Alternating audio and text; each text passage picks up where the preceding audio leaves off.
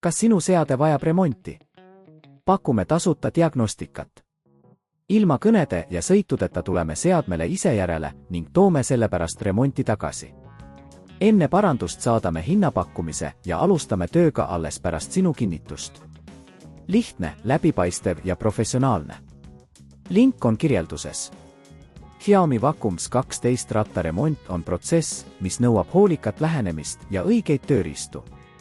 Alustame samm-sammult, et tagada sujuv ja efektiivne remont. Probleemi tuvastamine.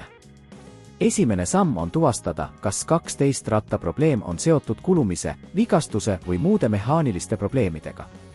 Kontrolli ratta välimust ja veendu, et see ei oleks deformeerunud või purunenud.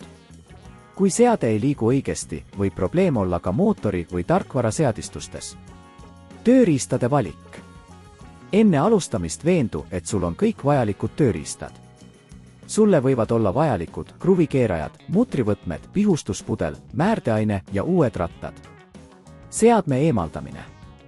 Kuna me töötame ratta kallal, on mõistlik seade lahti võtta. Alusta eemaldades kõik pealmised katted ja juhe, et pääseda ratastele.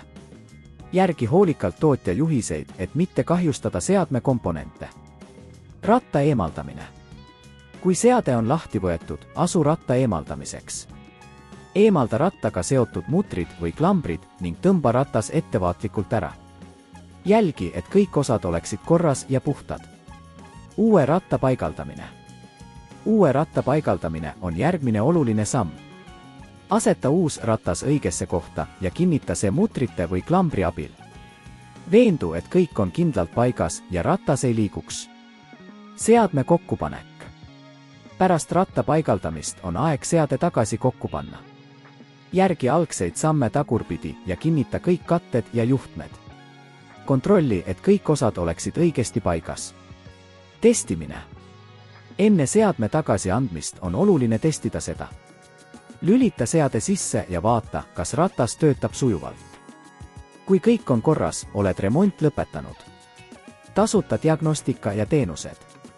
Kui sa ei ole kindel, kuidas probleemi lahendada, pakume tasuta diagnostikateenust.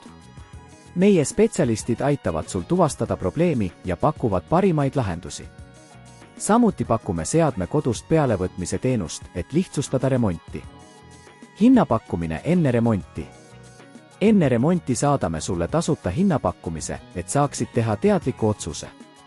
Meie eesmärk on pakkuda kvaliteetset teenust ja rahulolu, seega ära kõhkle meiega ühendust võtta, kui vajad abi Xiaomi Vacuums 12 remontimisel.